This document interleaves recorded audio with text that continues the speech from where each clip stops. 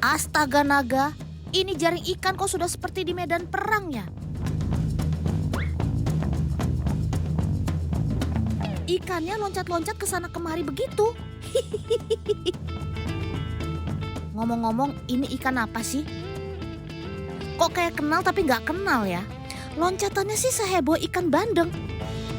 Tapi kok nggak mirip juga ya?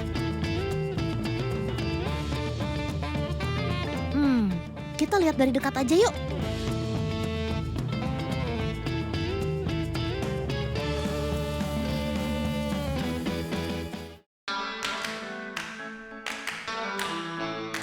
Oh, jadi ini namanya ikan jelawat toh. Sepintas mirip ikan mas ya teman. Jelawat sebenarnya masih satu famili dengan ikan mas. Sama-sama dari keluarga Sphyrinidae. Salah satu perbedaannya terletak pada bagian perut. Perhatikan deh, kalau ikan mas perut bawahnya agak membuncit. Sedangkan ikan jelawat ini tubuhnya lebih memanjang. Rata-rata sobat dolpino ini panjangnya sekitar 40 cm. Bentuk tubuh yang memanjang seperti torpedo ini menandakan kalau sobat dolpino yang satu ini adalah perenang cepat. Satu lagi nih perbedaannya teman. Sirip atas ikan jelawat juga lebih pendek dibanding ikan mas. BTW ikan jelawat ini adalah ikan endemik Indonesia loh.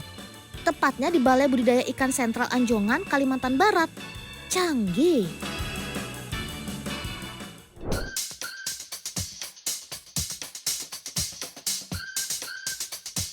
Loh kok ikannya mau disuntik? Memangnya sakit apa? Eits, ikannya nggak sakit kok. Justru jelawatnya sehat banget dan sekarang mau dipijah. Dipijahnya secara buatan ya teman. Caranya dengan suntik hormon seperti ini. Ciri betina yang sudah siap dipijah adalah ada urat-urat seperti ini di perutnya. Usia matang jelawat sendiri sekitar 3 tahun atau beratnya mencapai 3 kg dengan panjang 30 cm. Untuk mengeluarkan sel telur dan spermanya dilakukan secara manual alias dipijat. Istilah kerennya stripping teman. Lucu ya gendong ikannya, kayak gendong bayi.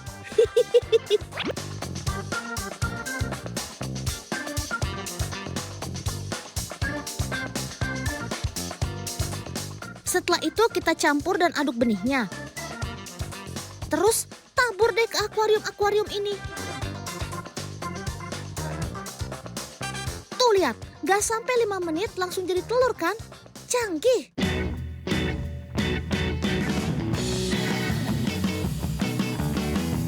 Info menariknya nih, dalam satu kali pemijahan seperti ini bisa menghasilkan hingga 140.000 hingga 200.000 telur loh.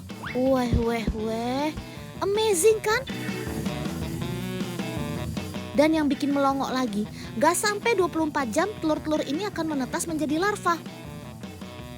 Selamat datang ke dunia ya bayi jelawat nan imut, Paman Dolpino akan selalu menjaga kalian.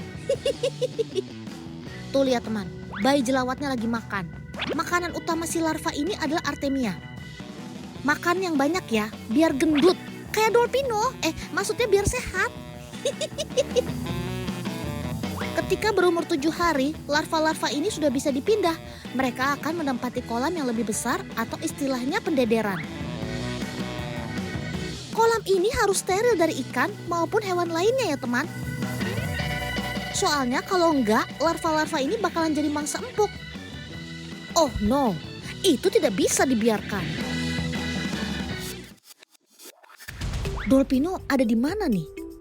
Kok banyak banget kolam ikannya? Kita coba turun ke bawah aja yuk. Itu ikan apa?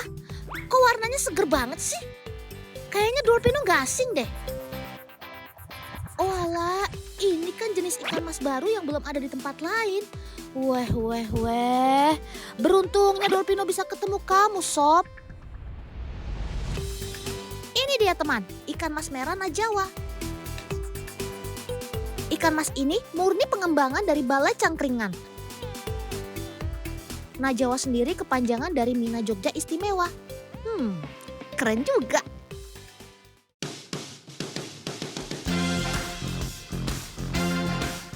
Sekarang paman-paman mau memilah ikan mas indukan untuk dipijahkan. Gede-gede dan gemesin ya. Setelah dipilih indukan yang berkualitas, Sobat Dolpino ini akan dipindahkan ke tempat khusus. Tapi ngapain bawa ijuk sih? Ini kan kolamnya sudah dibersihkan tadi sama Dolpino. Sama paman deh maksudnya. Maaf. Ternyata ijuk ini berfungsi sebagai media bertelur untuk sina Jawa merah ini, teman. Tuh lihat, telurnya banyak banget ya. Cepat menetas dan besar ya sob. Paman Dolpino nanti akan jenguk kalian lagi. Oh ya teman, Sobat Dolpino istimewa karena memiliki warna merah menyala di sekitar tubuhnya. Keunggulan lainnya adalah ikan ini tahan banting. Jangan salah sangka, maksudnya bukan tahan dibanting-banting ya, tapi kuat terhadap hama penyakit dan mudah adaptasi dengan lingkungan sekitar. Selain itu pertumbuhannya juga relatif cepat. Canggih.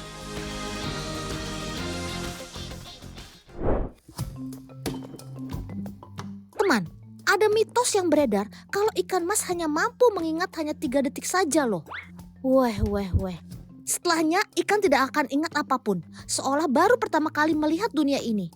Tapi apakah mitos tersebut benar adanya? Kita cek faktanya yuk. Dari beberapa percobaan yang dilakukan oleh peneliti, ternyata ikan mas lebih pintar dari yang kita kira loh. Ikan mas tidak hanya bisa menyimpan informasi, tapi ia juga memiliki kemampuan mengingat di kemudian hari. Contohnya adalah saat kita memberi makan di tempat yang sama. Jika sudah waktunya makan, Sobat Dolpino ini akan langsung mendekat ke lokasi biasanya. Canggih kamu sob.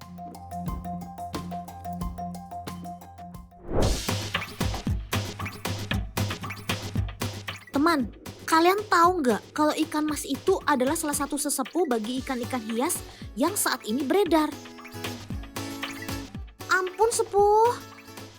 Salah satunya adalah Sobat Dolpino si ikan koi. Hayo, siapa di sini yang masih bingung bedain ikan mas dan ikan koi? Tunjuk tangan. Meskipun telah dikembangkan secara selektif, hingga seperti sekarang, ikan koi masih terlihat sekilas mirip dengan ikan mas pada umumnya ya. Namun, perbedaan yang paling mencolok antara koi dan mas adalah warna dan polanya teman.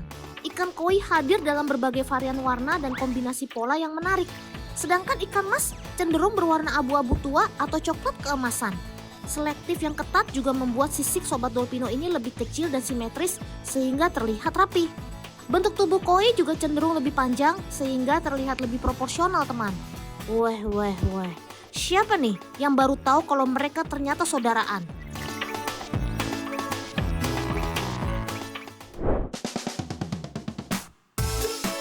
Sobat Dolpino yang satu ini juga nggak mau kalah teman. Ikan ini mirip dengan ikan mas karena masih tergolong dalam suku yang sama. Yap, siapa lagi kalau bukan si ikan komet? Pada awal abad ke-19, komet lahir dari hasil perkembangbiakan ikan mas standar. Dari budidaya tersebut, muncullah ikan unik yang menjadi idola para penggemar ikan hias.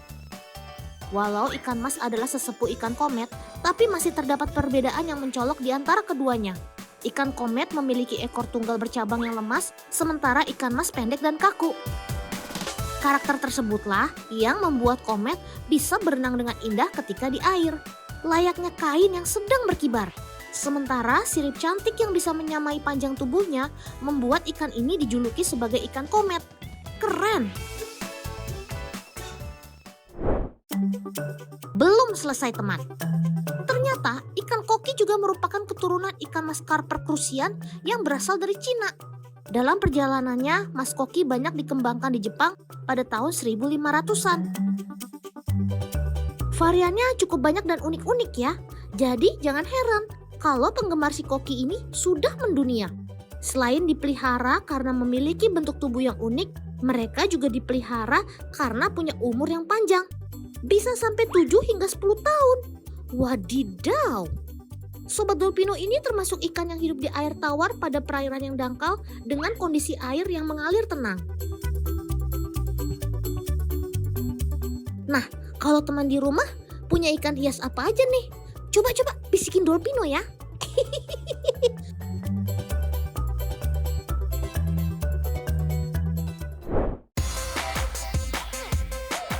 Ikan kerapu gak selalu ada di lautan teman, tapi mereka juga bisa ada di gunung. Iya jelas dong bisa-bisa aja. Kan ada namanya perkembangan teknologi. Yang tadinya nggak mungkin bisa jadi mungkin. Canggih deh pokoknya. Seperti perusahaan aquaculture di Yogyakarta ini. Mereka berhasil mengembangkan ikan laut yang dibudidayakan di gunung. Buat yang penasaran mengapa Sobat Dolpino ini bisa hidup di gunung, harap antri dan beli tiket dulu ya. Berada di lereng Gunung Merapi, Lembaga Riset Inmira mengembangkan budidaya ikan kerapu. Sobat yang biasa hidup di perairan karang, sekarang bisa juga loh hidup di kaki gunung. Bukan simsalabim langsung jadi ya teman, tapi semua ada prosesnya. Pertama adalah merubah air tawar menjadi air laut. Loh, emangnya bisa? Ya bisa dong, namanya juga Dolpino gitu loh. Untuk merubah air tawar menjadi air laut diperlukan rekayasa berupa pencampuran garam dan berbagai mineral laut. Dengan takaran yang sudah disesuaikan, nantinya akan merubah sifat air tawar menjadi air laut. Setelah beberapa saat, airnya sudah berubah menjadi air laut. Keren ya? Supaya lebih meyakinkan, kita ukur adalah kadar oksigen garam dan juga pH air. Kalau sudah sesuai standar, tahap percobaan terakhir kita masukkan sampel ikan kerapu dan tunggu sampai 1 hari. Jika mereka bertahan hidup, artinya air buatan ini sudah siap dipakai untuk membesarkan Sobat Dolpino ini. Weh.